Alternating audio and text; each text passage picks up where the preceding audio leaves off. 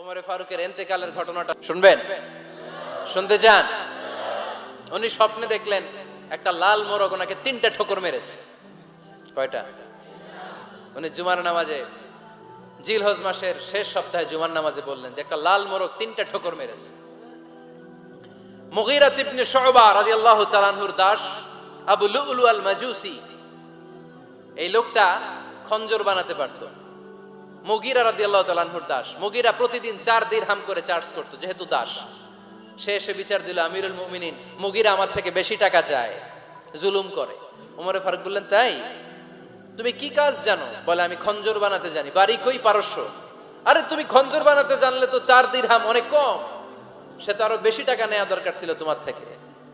আবু লুলুর এই কথা পছন্দ হয় নাই। সে কয়, ওমর, তুমি সবারে দয়া দেখাও আর আমার ক্ষেত্রে কঠিন নিয়ম বানাইলা, দাঁড়াও, এই নিয়ম তোমারে আমি দেখাবো। এই রাগে সে বাড়িতে যে একটা খঞ্জর বানালো। কি বানালো? খঞ্জর চিনেন? ছোট্ট ছুরি। কিছুদিন আগে ওমানের সুলতান কাবুস ইন্তেকাল করেছে, জানেন আপনারা? ওনার এই কোমরের মধ্যে খঞ্জর থাকতো, ছবিতে দেখছেন?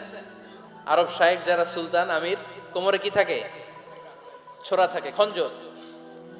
সে বাসায় যে একটা খঞ্জর বানালো, যেই খঞ্জরের 2 মাথা, লাহু রাসান ওয়া মাকবাদাতুহু ফি ওয়াসাতি, আর ধরার হ্যান্ডেলটা মাঝখানে, এদিকেও ছুরি এদিকেও ছুরি, যাতে এইভাবে মারা যায়।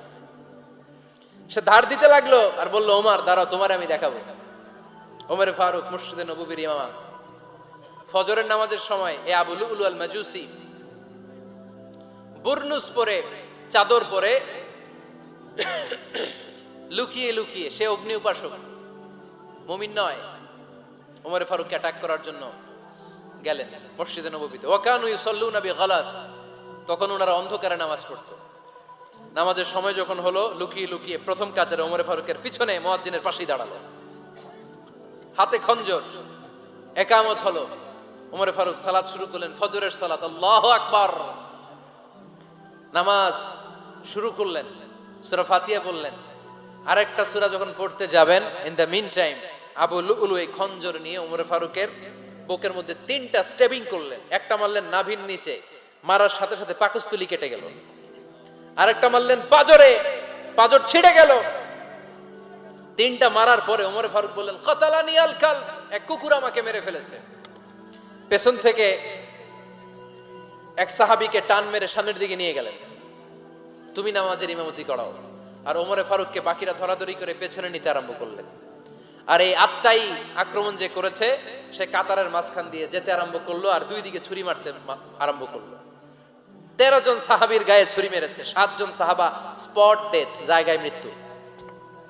এই ভয়ঙ্কর অবস্থা দেখে এক সাহাবী বুরনুস, এক ধরনের জুব্বা আছে মাথাওয়ালা, অনেকে জ্যাকেট পরছেন না এরকম মাথাওয়ালা, লম্বা জুব্বা আছে, আরবরা শীতে পরে মাথাওয়ালা, এই মাথাওয়ালা জুব্বা বের করে এক সাহাবী জালের মতো তার দিকে উড়ায় মারল। ওই বুরনুসের মধ্যে পেঁচিয়ে আবু লুলু মাটিতে পড়ে গেল আর সুইসাইড করে ফেললো, নিজের বুকে নিজে মেরে আত্মহত্যা।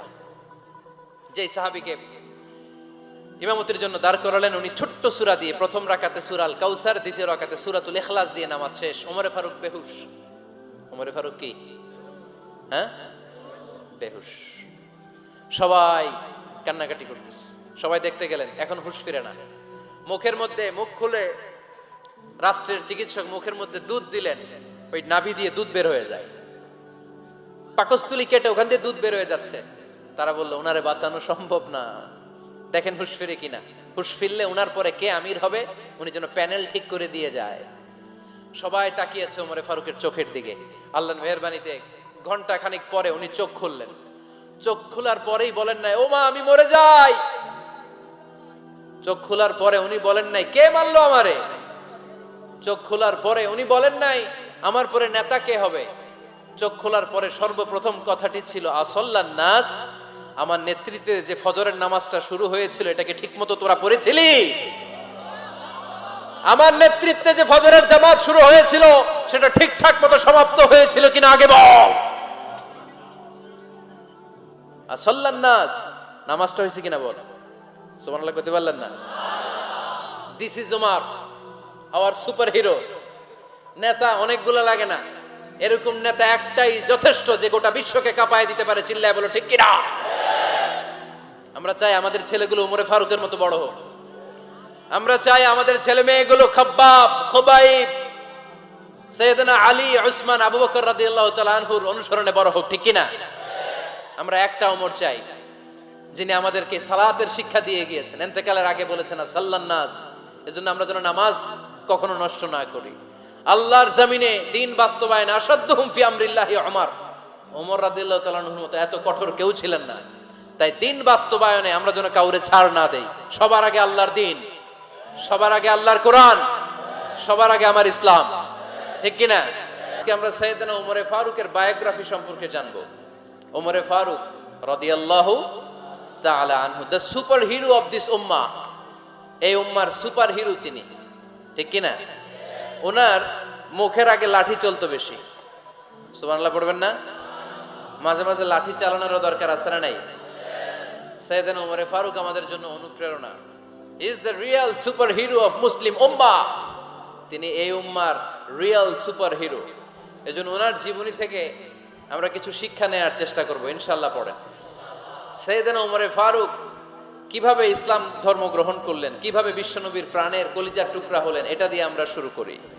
আল্লাহ তাআলা সাইয়েদনা ওমরে ফারুকের হৃদয়ের মধ্যে 3টা ধাক্কা মেরেছেন, ইমানের ধাক্কা। আওয়াজ করে বলতে হবে কয়টা? জোরে বলেন তো কয়টা? 3টা ইমানি ধাক্কা। এক হচ্ছে বিশ্বনবীর দোয়ার ধাক্কা, এক কি?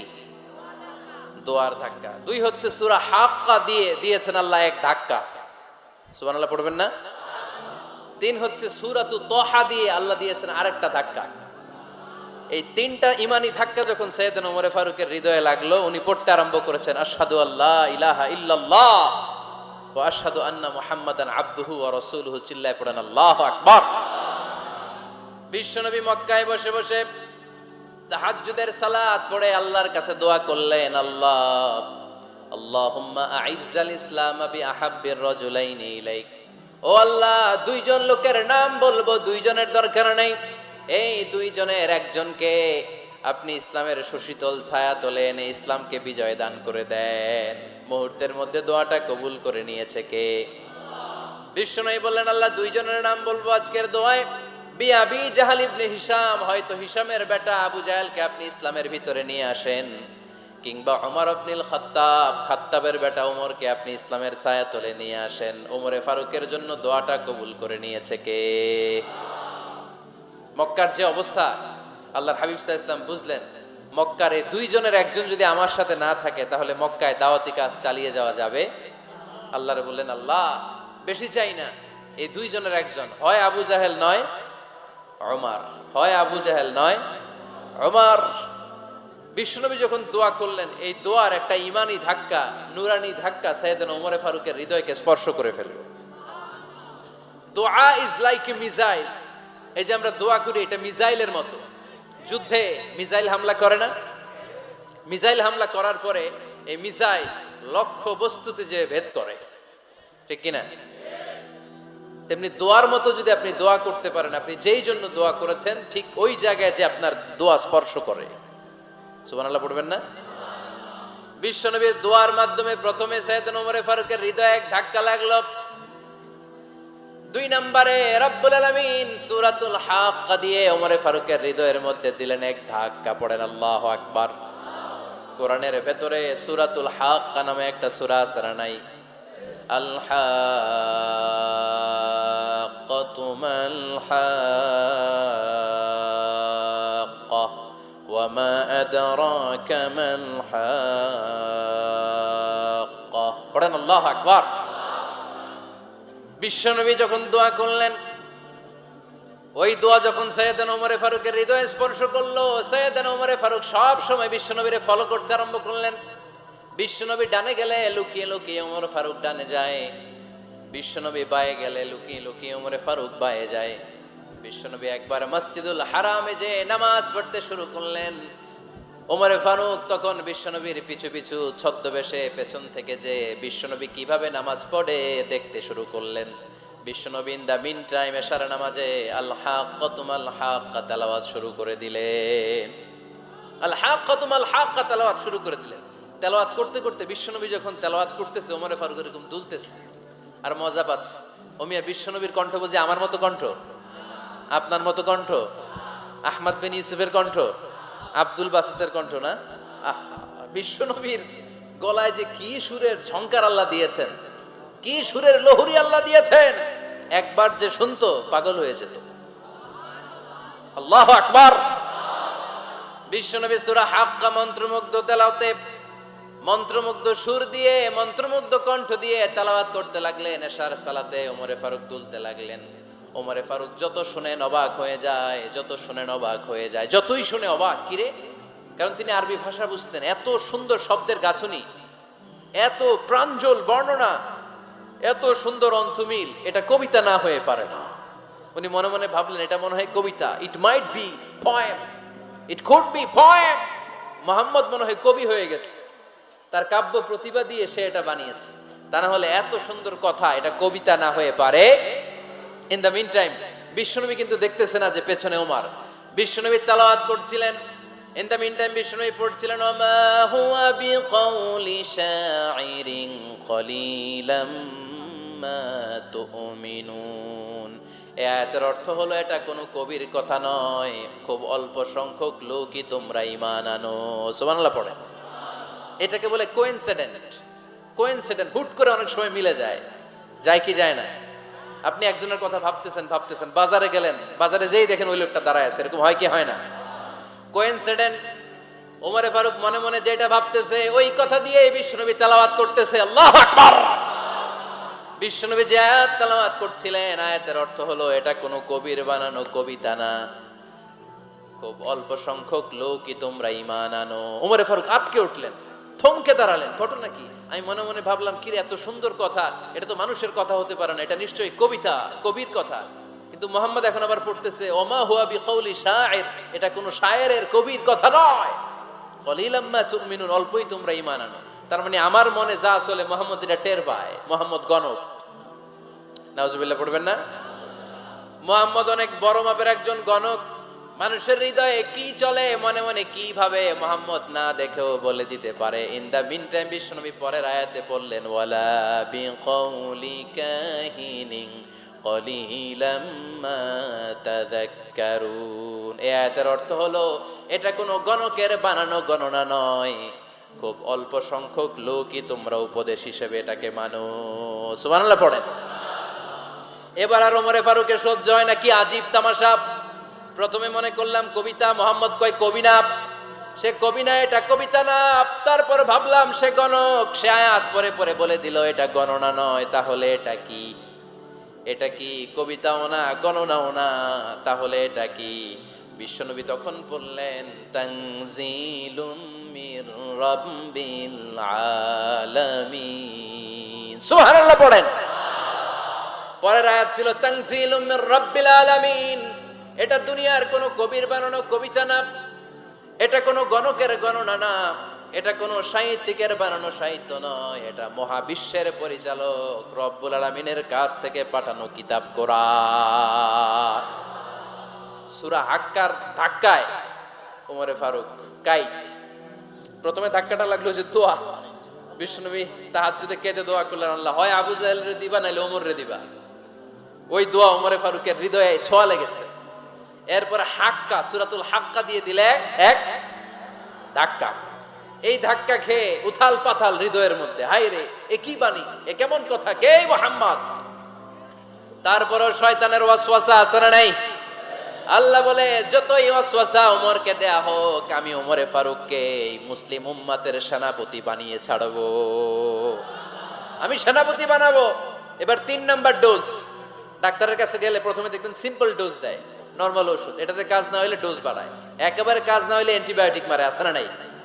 আল্লাহ প্রথমে দোয়ার ছোঁয়া লাগালেন, তারপর সূরা হাক্কা দিয়ে ধাক্কা মারলেন, এরপরে রব্বুল আলামিন বলেন এবার 3 নাম্বার ডোজ সূরা তহা দিয়ে আমি তোমার হৃদয়টারে উজালা বানায় দেব রে ওমর। শয়তান ওদিক দিয়ে ওয়াসওয়াসা, খেলা দুই দিক থেকে চলতেছে। আল্লাহ তাআলা হেদায়েতের রাস্তায় টানছে, শয়তান জাহান্নামের দিকে টানছে। ঘোষণা দেয়া হলো মক্কায়, মুহাম্মদের মাথা কেটে এনে দিলে এত এত স্বর্ণ মুদ্রা দেয়া হবে। ওমরে ফারুক রাজি হয়ে গেলেন, নাঙ্গা তলোয়ার নিয়ে বিশ্বনবীর মাথা কাটার জন্য ছুটলেন। নাউজুবিল্লাহ পড়বেন না? বনু জাহরা গোত্রের এক লোক বলে, আইনা ইয়া ওমর, কই যাও? মুহাম্মদের মাথা কাটতে যাই। আরে মুহাম্মাদের মাথা কাটতে যাও, তোমার বোন ফাতিমা বিনতে খাত্তাব আর তোমার বোন জামাই সাঈদ কদ সাবা, এরা তো ধর্ম ত্যাগ করে ফেলছে, এটা তো আমাদের ধর্ম ত্যাগ করে মুহাম্মাদের ফলোয়ার হয়ে গেছে, আগে ওমর ঘর সামলাও, পরে মুহাম্মাদের মাথা কাটতে চেও। ওমরে ফারুক অবাক হয়ে গেলেন, তলোয়ার নিয়ে বিশ্বনবীর দিকে না যেয়ে নিজের বাড়ির দিকে চলে গেলেন। বিশ্বনবীর আপন বোন ফাতিমা বিনতে খাত্তাব, বোন জামাই সাঈদ আর খাব্বাব রাদিয়াল্লাহু তাআলা আনহু তিনজন মিলে সূরা তাহা তেলাওয়াত করছিলেন। পড়েন সুবহানাল্লাহ। মক্কায় লুকিয়ে লুকিয়ে দাওয়াত হতো। খাব্বাব রাদিয়াল্লাহু তাআলা আনহু একটা চামড়ার ফলকের মধ্যে সূরা তাহার কয়েকটা আয়াত এনে ওমরে ফারুকের বোন আর বোন জামাইকে শিক্ষা দিচ্ছে, ট্রেনিং দিচ্ছে। সুবহানাল্লাহ পড়েন। লুকিয়ে লুকিয়ে ওমরে ফারুক যখন ঘরে চলে আসলেন, এরা তটস্থ হয়ে গেল। সাইয়েদনা খাব্বাব বিছানার তলায় লুকিয়ে গেলেন। ওমরে ফারুক বললেন, দরজা খোলো। ফাতিমা বিনতে খাত্তাব দরজা খোলার পরে নির্মম ভাবে সাইয়েদনা ওমর রাদিয়াল্লাহু তাআলা আনহু বোনের গায়ে আঘাত শুরু করে দিল। বোন জামাইকে আহত করতে শুরু করলো আর বলতে শুরু করলো, তোরা পাগল হলি কেন? কি আছে ওই মুহাম্মাদের মধ্যে? কি জাদু নিয়ে এসেছে? সে যাই বলে লোকজন পাগল হয়ে যায়, সবাই তার উপর কালিমা পড়ে ঈমান এনে ফেলে। কি এমন জিনিস তোদের কাছে আছে যেটা দেখে মুহাম্মদকে তোরা ভালোবাসলি? কি আছে? কি পড়তেছিলি আমারে দেখা। ফাতেমা বলে, ইন্নাকা রিজসুন লা ইয়ামাসসুহু ইল্লাল মুতাহহারুন। ও আমার ভাই ওমর, তুমি নাপাক। তুমি কি? লা ইয়ামাসসুহু ইল্লাল মুতাহহারুন, পবিত্রতা অর্জন না করে এই কোরআন ধরা যায় না। সুবহানাল্লাহ পড়েন। ওমরে ফারুক গোসল করে আসলেন, কারণ ধাক্কা তো আগে কয়েকটা খাইছে। কথা বুঝেন নাই বোধহয়? প্রথমে দোয়ার ধাক্কা, পরে কোন সূরা দিয়ে ধাক্কা? হাক্কা দিয়ে ধাক্কা। 3 নম্বরে এখন আরেকটা ধাক্কা খাবে। গোসল করে আসলেন। ফাতিমা বিনতে খাত্তাব বললেন, গোসল যখন করে এসেছেন, এই নেন। ওমরে ফারুক এবার চামড়ার কাপড়ের মধ্যে সূরা তাহার প্রথম আয়াতের দিকে নজর করলেন। নজর করেই কোরআনের প্রেমে পড়ে গেলেন। পড়েন সুবহানাল্লাহ। ওমর ফারুক পড়তে আরম্ভ করলেন, তাহা মা আনজালনা আলাইকাল কুরআনা লিতাশকা ইল্লা তাযকিরাতাল লিমান ইয়াখশা তানজিলাম মিম্মান খালাকাল আরদা ওয়াস সামাওয়াতিল উলা। সুবহানাল্লাহ পড়েন। উনি পড়তে আরম্ভ করলেন, তাহা মা আনজালনা আলাইকাল কুরআনা লিতাশকা, এই কোরআনকে আমি তোমাদের হতভাগ্য জাতি হিসেবে দুনিয়ায় থাকার জন্য পাঠাই নাই। এটা রব্বুল আলামিনের পক্ষ থেকে এসেছে। যারা রবকে ভয় করে তাদের জন্য আছে উপদেশ। যিনি আকাশ বানিয়েছেন, জমিন বানিয়েছেন, ওই আল্লাহ তাআলা নিজেই এই কোরআন পাঠিয়েছেন। আওয়াজ করে পড়তে হবে, আল্লাহু আকবার। উনি খুব ভালো আরবি জানতেন। সূরা তাহা পড়ার পরে আর ধৈর্য ধারণ করতে পারে না। ওমর ফারুক ছোট্ট বাচ্চার মতো কান্না শুরু করে দিলেন। আল্লাহু আকবার। সূরা তাহাটা হাতে নিয়ে, তলোয়ারটা হাতে নিয়ে বিশ্বনবীর দিকে ছুটতে আরম্ভ করলেন। আইনা মুহাম্মদ, কোথায় মুহাম্মদ? তোমরা আমাকে মুহাম্মাদের কাছে নিয়ে চলো।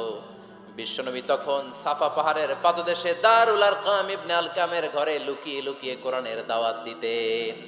ওমরে ফারুককে পাগলের মতো ছুটে আসতে দেখে বিশ্বনবীর চাচা হামজা ইবনে আব্দুল মুত্তালিব বলল, নবী আপনি পালান। ওই যে খাত্তাবের বেটা ওমর আপনাকে অপমান করার জন্য, আক্রমণ করার জন্য তেড়ে এসেছে। সাহাবীরা বললেন, নবী আপনি পালিয়ে যান, আমরা সামাল দেব। বিশ্বনবী বললেন, না আমি পালাবো না, বরং তোমরা সরে যাও। ওমর ইবনুল খাত্তাবকে আমার দরবার পর্যন্ত আসতে দাও। আমার তো মনে হচ্ছে ওই যে তাহাজ্জুদের নামাজ শেষে চোখের পানি ছেড়ে যে আমি আল্লাহর কাছে দোয়া করেছি, আজকে আমার ওই দোয়াটা কবুল হতে শুরু করেছে। আমার তো মনে হচ্ছে আমার ওই দোয়া কবুল হবে, আসতে দাও। ওমর ফারুক এসে বললেন, আশহাদু আল্লা ইলাহা ইল্লাল্লাহ ওয়া আশহাদু আন্না মুহাম্মাদান আবদুহু ওয়া রাসূলুহু, আমি সাক্ষ্য দিলাম আল্লাহ ছাড়া কোনো ইলাহ নাই, নিশ্চয় আপনি আল্লাহর প্রেরিত বান্দা এবং রাসূল। পড়েন সুবহানাল্লাহ। ওমর ফারুক যখন কালিমা শাহাদা পড়ে মুসলমান হয়ে বিশ্বনবীর হাতে হাত রাখলেন, মুসলিম সাহাবীদের মধ্যে খুশি আর আনন্দের বন্যা বয়ে গেল। মুসলিম হাতে গোনা সাহাবারা আল্লাহর প্রশংসা করলেন। বিশ্বনবী সাইয়েদনা ওমর ফারুককে জড়িয়ে ধরলেন। ওমরে ফারুক আবার বিশ্বনবীরে বললেন, নবী গো, আলাসনা আলাল হক, আমরা কি সত্যের উপরে আছি নাকি আমরা ভুলের উপরে আছি? বিশ্বনবী বললেন, বালা নাহনু আলাল হক, আমরাই সত্যের উপরে আছি। সুবহানাল্লাহ পড়েন। আলাসনা আলাল হক, নবী আমরা কি সত্যের উপরে নাই? হ্যাঁ অবশ্যই ওমর, তুমি সত্যের উপরে আছো। ওমরে ফারুক বললেন, তাহলে ফাফিমাল ইখতিফা, তাহলে লুকায় লুকায় আর দাওয়াত দেব কেন? আমি তো কালিমা পড়ে ফেলছি, আসেন আমার সাথে বের হই। ফাফিমাল ইখতিফা, আর লুকায় লুকায় কেন? আসেন আমরা বাইরে বের হই। বিশ্বনবী বললেন, ওমর এটা মাক্কি জীবন, এখানে আমরা একটু গোপনে গোপনে দাওয়াত দিতে চাই। ওমরে ফারুক বলে, না, আমার দায়িত্ব, আমি একটা মিছিল দিতে চাই নবী। আল্লাহর নামের তাকবীর দিতে দিতে দারুল আরকাম থেকে শুরু করে মসজিদুল হারাম পর্যন্ত একটা মিছিল দিয়ে আমি মক্কা কাঁপাইয়া দেব। অনুমতি দেন। বিশ্বনবী দিতে চায় না। ওমর ফারুক অনেক বুঝানোর পরে স্বল্প পরিসরের একটা অনুমোদন পাওয়া গেল বিশ্বনবী সাল্লাল্লাহু আলাইহি ওয়াসাল্লামের কাছ থেকে।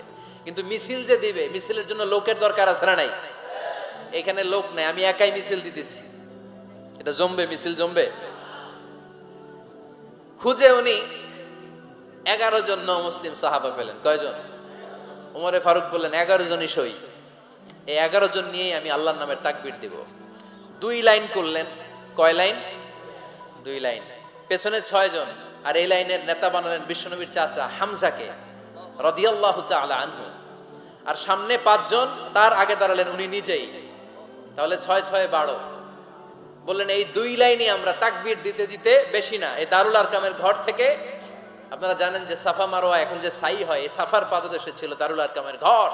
উনি বললেন, এখান থেকে ওই যে কাবার গিলাফ দেখা যায়, কাবার গিলাফ পর্যন্ত আমরা এই তাকবীর নিয়ে ওখানে যাব। সুবহানাল্লাহ পড়বেন না? ওখানে উনি দাঁড়িয়ে ছোট্ট একটা ভাষণ দিয়েছিলেন। উনি বলেছিলেন, মান আরাদা আন তাসকুলা উম্মু ওয়া ইয়াজামা ওয়ালাদু ওয়া তারমিলা যাওজাতুহু ফালিয়াসুদ্দানি। খেয়াল করে শুনেন, কান দুইটা খরগোশের কানের মতো খাড়া করেন। উনি এক বাক্যের একটা ভাষণ দিলেন। ভাষণ দিতে জানলে বড় ভাষণ দেয়া লাগে না। এক বাক্যের ভাষণ দিয়ে গোটা বিশ্বকে ঝাঁকুনি মারা যায়। চিল্লায় বলো ঠিক কিনা? ওমরে ফারুক এক বাক্যের একটা ছোট্ট ভাষণ দিলেন। মান আরাদা আন তাসকুলা উম্মু, কে আছো মায়ের এই মক্কায়, কে আছো মায়ের বুক খালি করতে চাও?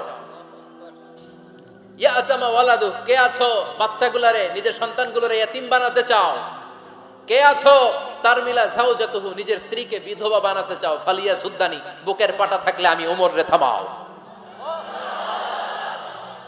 ফালিয়া সুদ্দানি, দেখি মক্কায় কার এত বড় বুকের পাটা। কে আছো মায়ের বুক খালি করতে চাও, সন্তান রে এতিম বানাতে চাও, স্ত্রীকে বিধবা বানাতে চাও? ফালিয়া সুদ্দানি, পারলে আমারে ঠেকাও।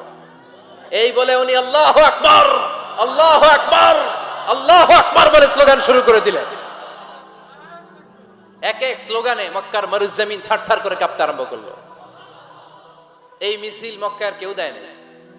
মিছিলের আওয়াজ শুনে আবু জাহেল বাইরিস, উতবা বাইরিস, শাইবা, ওয়ালিদ ইবনে মুগিরা সব বের হয়েছে। কিরে, আমার এলাকায় এত বড় স্লোগান, কার এত সাহস? বের হয়ে দেখে মিছিলের সামনে ওমর।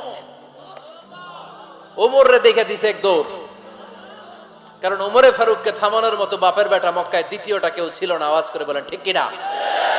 ওমরে ফারুক আল্লাহু আকবার, আল্লাহু আকবার বলে স্লোগান দিতে দিতে মসজিদুল হারামের ভেতরে ঢুকে গেল। কাবার গিলাফ ধরার পরে সেদিন মিছিল থেমেছে। ওই আল্লাহর নামের স্লোগান সেদিন কেউ থামাতে পারে নাই, কিয়ামত পর্যন্ত কেউ থামাতে পারবে না। চিল্লায় বলো ঠিক কিনা?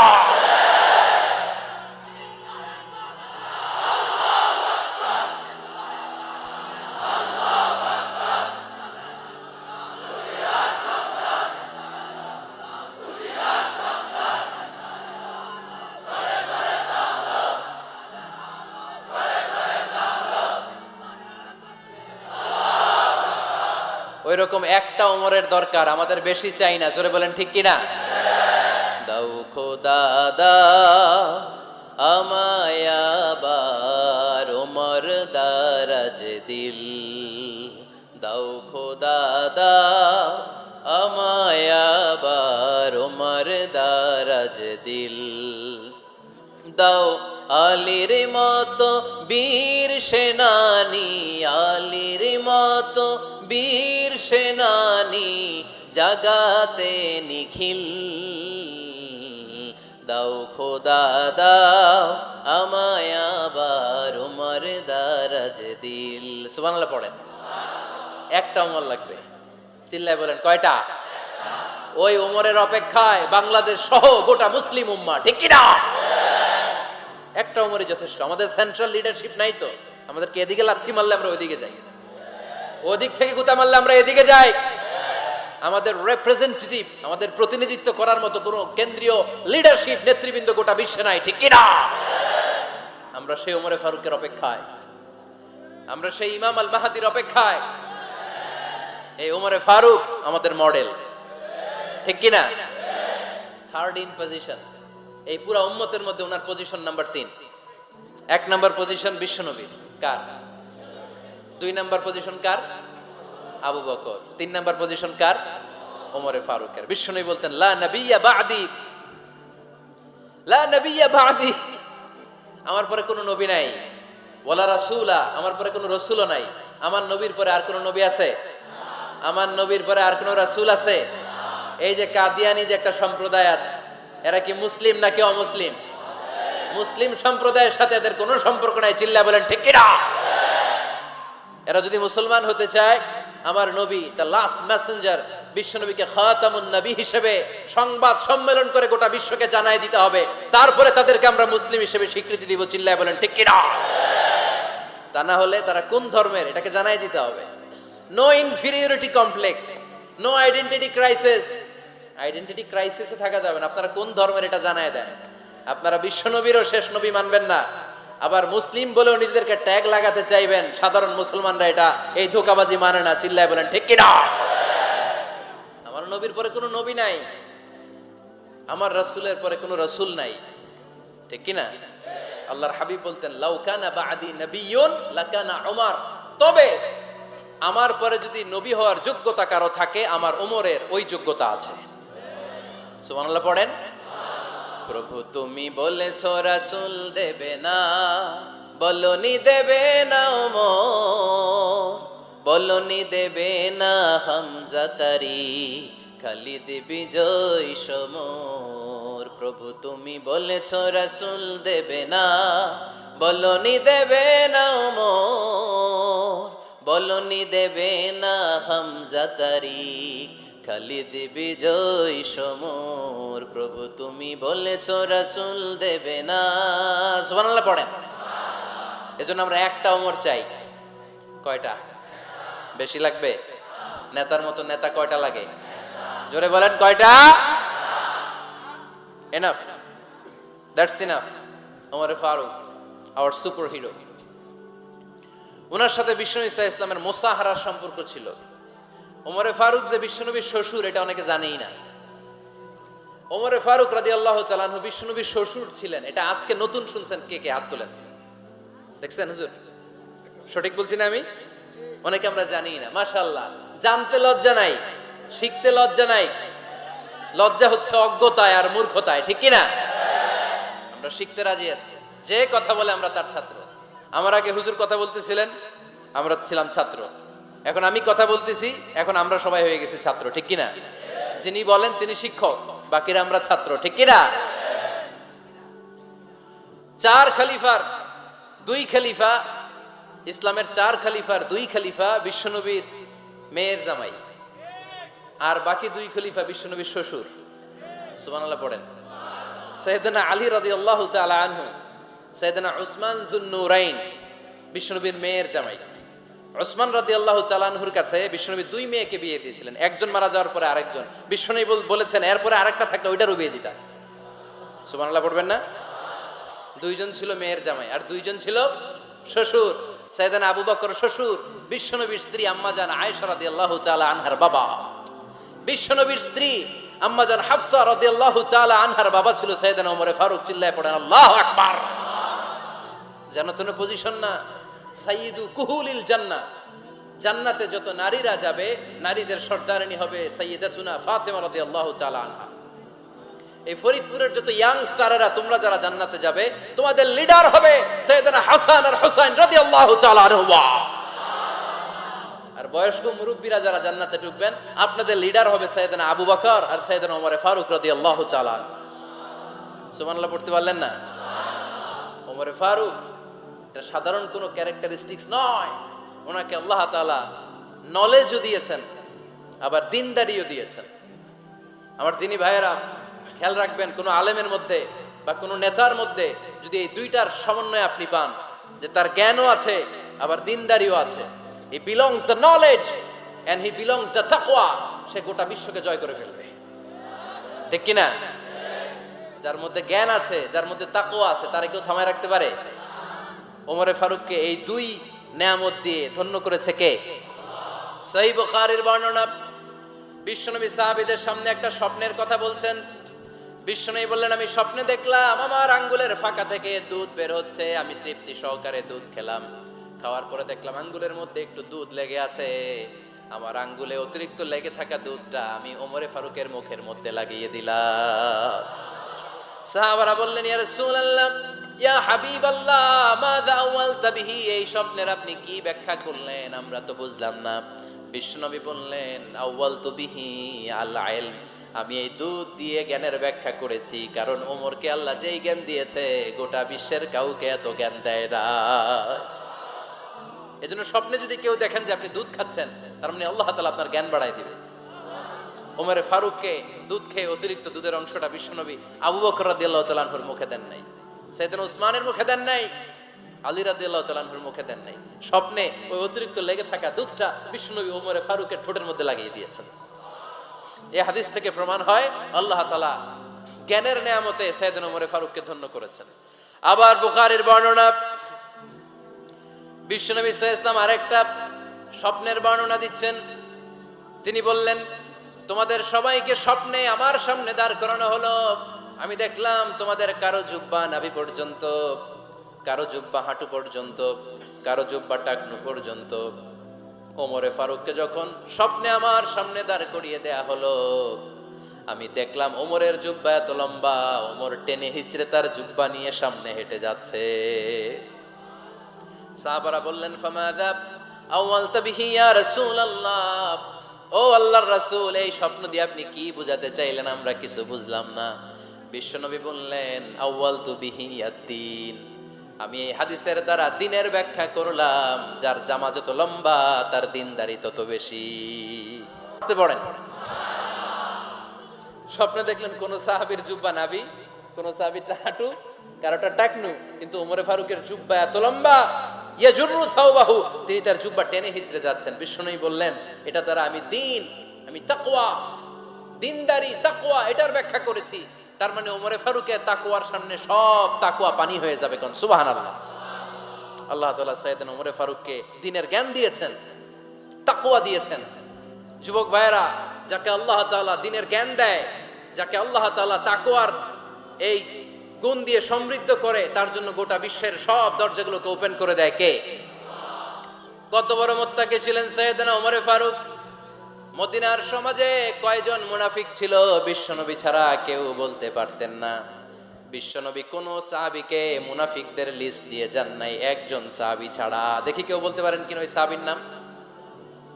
কি নাম? হুযায়ফা ইবনুল ইয়ামান রাদিয়াল্লাহু তাআলা আনহু। ওনাকে বলা হতো সাহিবু সিররি রাসূলিল্লাহ, আল্লাহ রাসূল সাল্লাল্লাহু আলাইহি ওয়াসাল্লামের গোপন তথ্যের ধারক বাহক। সুবহানাল্লাহ পড়বেন না? বিশ্বনবী ইন্তেকালের আগে মদিনার সমাজে মোট কয়জন মুনাফিক আছে, এই তথ্য আবু বকরকে বলেন নাই, ওমর রাদিয়াল্লাহু তাআলা আনহুকে বলেন নাই, উসমান রাদিয়াল্লাহু তাআলা আনহু, আলী রাদিয়াল্লাহু তাআলা আনহু, আশারাতুল মুবাশশিরিনা বিল জান্নাহ কোন সাহাবীকে বলেন নাই। শুধুমাত্র কেবলমাত্র একমাত্র হুযায়ফা ইবনুল ইয়ামান রাদিয়াল্লাহু তাআলা আনহুর কাছে মুনাফিকদের লিস্টে বিশ্বনবী দিয়ে গিয়েছেন। সুবহানাল্লাহ পড়েন। মদিনায় কারা কারা মুনাফিক কেউ জানতো না হুযায়ফা ছাড়া। কে ছাড়া? নামটা আজকে মুখস্থ করেন, যাতে অন্য কোনো ওয়াজে কেউ জিজ্ঞেস করলে বলতে পারেন। মুনাফিকদের লিস্ট যে সাহাবীর কাছে বিশ্বনবী দিয়ে গিয়েছিলেন, সাহাবীর নাম কি? নাম? নামটা কেমন লাগে? ভাল লাগে? অনেকে আমারে জিজ্ঞেস করে, হুজুর আমার ছেলে হবে আগামী মাসে, একটা নাম দেন। নাম দিয়ে দিলাম হুযায়ফা। যাদের হবে ছেলে, এলাকায় যাদের নেক্সট কয়েক মাসে ছেলে হবে, খালি হুযায়ফা চলবে। কি চলবে? ভাল লাগে? নামটা ভাল লাগে? রাইখেন, অনেক সুন্দর নাম। উনি জানতেন মুনাফিক কারা। দেখেন ওমরে ফারুকের তাকওয়ার লেভেলটা কত হাই। ওমরে ফারুক একদিন হুযায়ফা রাদিয়াল্লাহু তাআলা আনহুর কাছে গেলেন, যে বললেন, হুযায়ফা, বিশ্বনবী ইন্তেকালের আগে মুনাফিকদের নামের লিস্টটা কারো কাছে দেয় নাই, আমার জানা নাই, সাইয়েদনা আবু বকরের জানা নাই, কোন সাহাবীর জানা নাই, তুমি ছাড়া। আমি তোমার কাছে জানতে চাই, আমি ওমরের নামটা ওই মুনাফিকদের খাতায় আছে কিনা আমার একটু বলো। আমার ওমরের নামটা ওই মুনাফিকদের লিস্টিতে একটু আছে কিনা, নামটা একটু বলো। যদি থাকে আমি ভালো হয়ে যাব, আমি নেফাকি দূর করে পাক্কা মুমিন হতে চাই। আমার নাম যদি মুনাফিকের লিস্টে থাকে আমি তো শেষ। হুযায়ফা চোখের পানি ছেড়ে দিয়ে বলে, আমিরুল মুমিনিন, কেমন প্রশ্ন করলেন আপনি? আপনি বিশ্বনবীর শ্বশুর, এই উম্মতে আপনার পজিশন 3 নাম্বার। আপনারে মুনাফিকরা ভয় পায়, শয়তান আপনারে ভয় পায়। আপনি জান্নাতে সব বয়স্ক লোকদেরকে নিয়ে জান্নাতের মধ্যে আগে আগে ঢুকবেন, কেমন করে মুনাফিকদের কাতারে আপনার নাম থাকতে পারে ওমর? সুবহানাল্লাহ পড়ে। কি বিনয়ী, কি তাকওয়া। হুযায়ফাকে যে ধরতেন, হুযায়ফা একটু বলো না আমার নামটা মুনাফিকদের লিস্টিতে আছে কিনা। ওমরে ফারুকের যদি এই টেনশন থাকে যে আমি মুনাফিক হয়ে গেলাম কিনা, আমাদের এই টেনশন থাকার দরকার আছে না নাই? হ্যাঁ, যেন সব সময় আল্লাহর কাছে দোয়া করতে হবে, আল্লাহ তুমি নেফাকি থেকে আমাদেরকে বাঁচাও। আরো জোরে পড়েন আমিন। আপনারা ওঠা বসা শুরু করলেন কেন? অনেক রাত হয়ে গেছে তাই? হ্যাঁ, শেষ করে দেই তাহলে না? যে অনেকের কষ্ট হচ্ছে মনে হচ্ছে। হ্যাঁ, এক নম্বরে যাচ্ছে এটা সব মুখস্থ দেখি। হ্যাঁ, 1 নাম্বার, 2 নাম্বার, 3 নাম্বার। 1 নাম্বার হইল পেশাবখানা, 2 নাম্বার পায়খানা, 3 নাম্বার নাকি এইটা।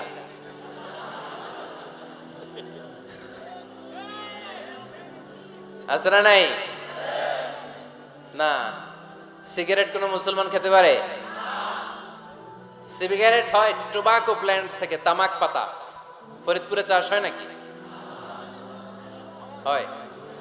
কোন থানায় হয় বেশি? হ্যাঁ, তামাক ক্ষেত যারা দেখছেন, কোনো বেড়া লাগানো লাগে? কারণ ছাগলেও মুখ দেয় না। তো যেটা ছাগলে খায় না, এটা কোনো মুমিন বান্দা খাইতে পারে? তা খান কেন এগুলো, পচা জিনিস? হ্যাঁ, এই পৃথিবীতে বিড়ি আর সিগারেটই একমাত্র খানা যেটা টয়লেটে ঢুকে খাওয়া যায়, তাই না? পৃথিবীতে সিগারেট আর বিড়ি একমাত্র খাবার। রাগ করবেন না যারা খান, রাগ করেন না আবার। একটু কমন সেন্সটা কাজে লাগানোর জন্য, চিন্তার জন্য বলতেছি।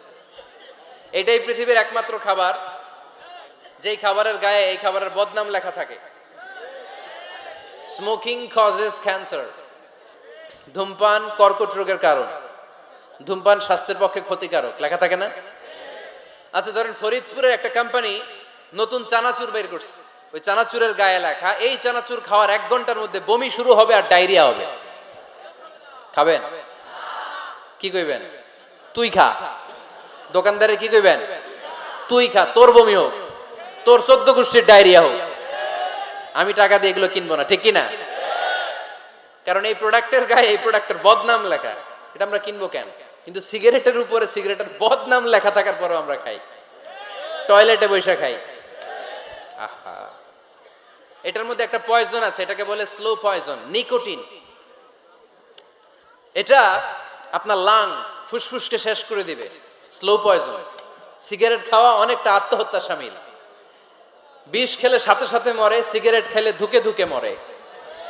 আর সিগারেট থেকে হিরোইন, গাঁজা, ফেন্সিডিল, ইয়াবা, ম্যারিজুয়ানার পথে মানুষ পথ বাড়ায়, পা বাড়ায়, তাই না?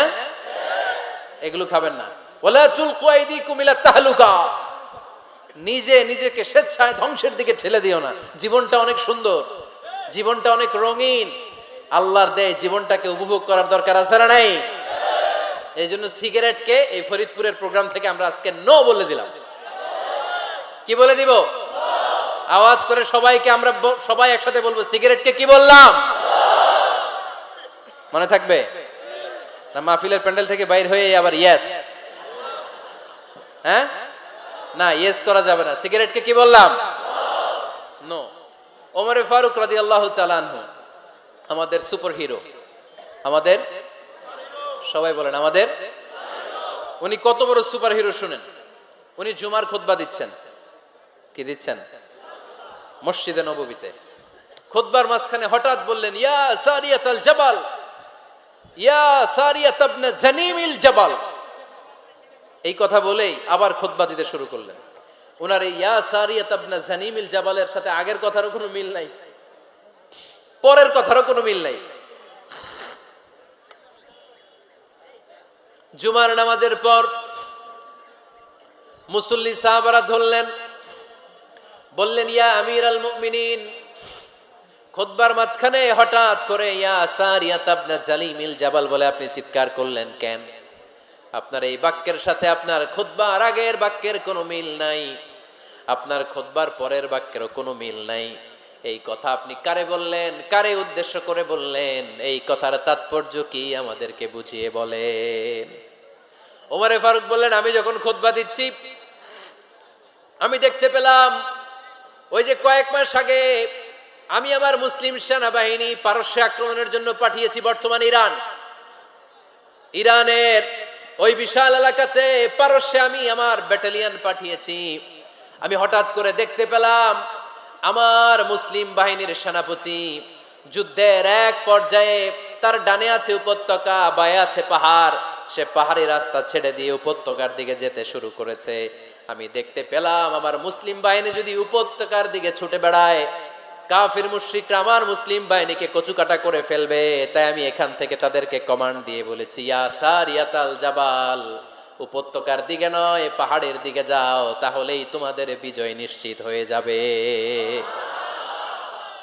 উপত্যকার দিকে যেও না, ইলাল জাবাল, ইলা সারিয়াতিল জাবাল, পাহাড়ের দিকে ছোট। সাহাবারা অবাক, ঘটনা কি? উনি বসে আছেন মদিনায় মসজিদে নববীর মিম্বারে দাঁড়িয়ে, উনি যদি ইয়া সারিয়াতাল জাবাল বলে এটা কি ইরানে যাবে নাকি? ও মিয়া, তখনকার সময়ে বর্তমানের মতো মোবাইল ছিল নাকি? ইন্টারনেট ছিল নাকি? কিছু ছিল? খালি মুখে আমি যদি বলি ইয়া সারিয়াতাল জাবাল, এটা ইরানে যাবে? ইন্ডিয়ায় যাবে? ঢাকায় তো যাবে না, ফরিদপুর শহরেই তো বসবে না, ঠিক কিনা? কিন্তু এটা আমিরুল মুমিনিন বিশ্বাসী সাহাবারা বিশ্বাস করে নিল। কিছু মুনাফিক ছিল, এরা কয় না ঝামেলাস, এটা তো সম্ভব না। এক কাজ করি, এই সেনাপতি যখন বিজয়ী বেশে মদিনায় ফিরে আসবে আর আমরা ধরবো। এরা দিন গুনতে লাগলো, এই সেনাপতি মুসলিম বাহিনী নিয়ে পারস্য জয় করে কবে ফিরে আসবে। এই মুনাফিকের দলগুলো কখনো সেনাবাহিনীকে অভ্যর্থনা জানাতে যেত না, কিন্তু এইবার সবার আগে মদিনার উপকণ্ঠে যে সেনাপতিদেরকে অভ্যর্থনা জানানোর জন্য ফুল নিয়ে রেডি। ফুল নিয়ে দাঁড়ায় সেনাপতি ঢুকার সাথে সাথে ধরছে, এই সেনাপতি কোত্থেকে আসছে? কয় পারস্য জয় করে আসছি। কয় এমন এমন দিন, জুমার দিন দুপুর বেলা যুদ্ধের মাঝখানে আমিরুল মুমিনিনের কণ্ঠের কোন কথাবার্তা শুনছো নাকি? সেনাপতি অবাক, কয় তোমরা জানলা কেমনে? শুনছি তো। সুবহানাল্লাহ পড়বেন না? আমরা যুদ্ধে একটা ভয়ঙ্কর অবস্থার মধ্যে ছিলাম, পেছন থেকে শত্রুরা আমাদেরকে আক্রমণ করতে শুরু করে দিল। ডানে যাব না বায়ে যাব, সামনে যাব নাকি পেছনে যাব, রাস্তা খুঁজে পাচ্ছি না।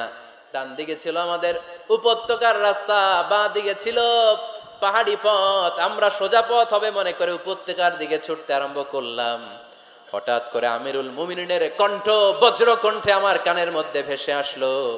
আমার মনে হলো আমিরুল মুমিনিন কেমন যেন আমাকে কমান্ড দিচ্ছেন আর বলছেন, ইয়া সারিয়াতাল জাবাল, ডান দিকে উপত্যকার পথে নয়, তাড়াতাড়ি পাহাড়ের দিকে সৈন্যবাহিনী নিয়ে উঠে যাও। পাহাড়ের দিকে, ডানে না। This is wrong track and this is the right track. ওই দিন যদি ওমরে ফারুকের ওই গাইডলাইন, আমিরুল মুমিনিনের কমান্ড যদি আমি না শুনতাম, আজকে বিজয়ের বেশে ফিরতেও পারতাম না, আমাদের চেহারাও তোমরা দেখতে পেতে না। ওমরে ফারুকের ওই কমান্ড, ওই গাইডলাইন অদৃশ্য থেকে শোনার কারণে এই পারস্যের মধ্যে আমাদেরকে সেই যুদ্ধে বিজয় দান করেছে কে? দিস ইজ ওমরে ফারুক, দিস ইজ ওমরে ফারুক।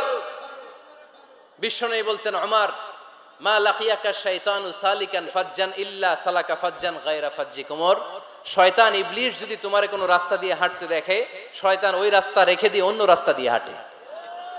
সুবহানাল্লাহ, বাড়িতে যাই বললেন।